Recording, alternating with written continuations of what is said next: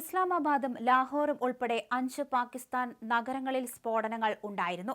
Islamabad, Lahore, ഷോർക്കോട്ട്, tongue, Rawalpindi എന്നിവിടങ്ങളിലാണ് സ്ഫോടനങ്ങൾ നടന്നതെന്ന് ഇന്ത്യ ടുഡേ റിപ്പോർട്ട് ചെയ്തു.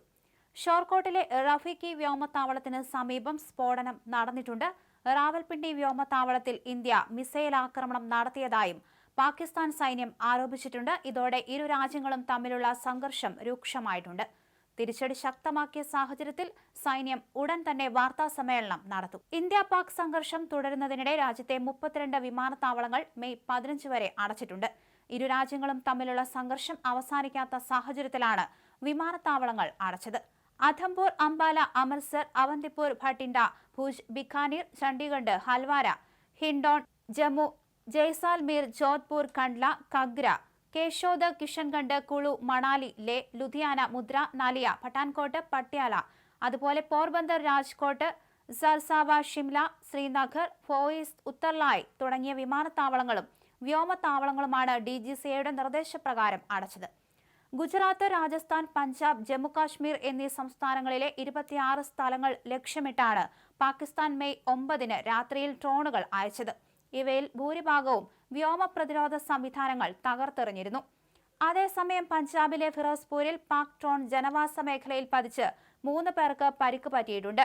രാജ്യാതിർത്തി കടന്നുള്ള പാകിസ്ഥാന്റെ പ്രകോപനങ്ങൾക്ക് കനത്ത തിരിച്ചടി തുടങ്ങിക്കഴിഞ്ഞു ഇന്ത്യ. പാകിസ്ഥാൻ ഡ്രോൺ ആക്രമണം തുടരുന്നതിനിടെ തിരിച്ചടിക്കാൻ നാവികസേനയും രംഗത്തെത്തി.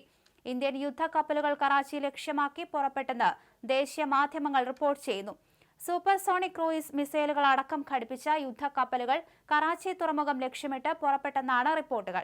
ഇന്ത്യക്ക് നേരെ കടുത്ത ആക്രമണം അഴിച്ചുവിട്ടിരിക്കുകയാണ് പാകിസ്ഥാൻ. അതിർത്തിയിൽ അതിരൂക്ഷമായ വെടിവെപ്പ് തുടങ്ങിയതിന് പിന്നാലെ ജമ്മുവിലും സമീപ പ്രദേശങ്ങളിലുമായി ഡ്രോൺ ആക്രമണവും പാകിസ്ഥാൻ തുടരുകയാണ്. പാകിസ്ഥാനെതിരെ ഇന്ത്യ ശക്തമായി തിരിച്ചടിക്കുന്നുണ്ടെന്ന് പ്രതിരോധ വൃത്തങ്ങൾ അറിയിച്ചു. അന്താരാഷ്ട്ര അതിർത്തിയിലും നിയന്ത്രണ രേഖയിലും സൈന്യം പാകിസ്ഥാന് ശക്തമായ തിരിച്ചടി നൽകിക്കഴിഞ്ഞു. രാത്രി ജമ്മുവിലേക്ക് മാത്രം എത്തിയത് 100ഓളം ഡ്രോണുകളാണ്. പാക് ഡ്രോണുകളെ നിലം തൊടിക്കാതെ തകർത്ത സൈന്യം ശക്തമായ പ്രതിരോധമാണ് തീർത്തുകൊണ്ടിരിക്കുന്നത്. എന്തായാലും കനത്ത തിരിച്ചടി തന്നെയാണ് ഇന്ത്യ നൽകാൻ പോകുന്നത് എന്നാണ് വിവരം. എന്തായാലും സേനയുടെ നേതൃത്വത്തിൽ 10 മണിക്ക് ഇത്തരത്തിൽ വാർത്താ സമ്മേളനം നടത്തുന്നുണ്ട്. സുപ്രധാന തീരുമാനങ്ങളായിരിക്കും സേന എടുത്തിട്ടുള്ളത് എന്നാണ് അറിയാൻ കഴിഞ്ഞിരിക്കുന്നത്. എന്തായാലും ഇനിയും തിരിച്ചടി തുടരും. വ്യോമത്താവളങ്ങളെ ഇന്ത്യ ആക്രമിച്ചു എന്ന് തന്നെ പാകിസ്ഥാൻ ഇപ്പോൾ പറഞ്ഞിരിക്കുകയാണ്. ഇന്നലെ രാത്രിയിലാണ് പാകിസ്ഥാന്റെ ഭാഗത്തു നിന്ന് കനത്ത ഒരു ആക്രമണമുണ്ടായത്.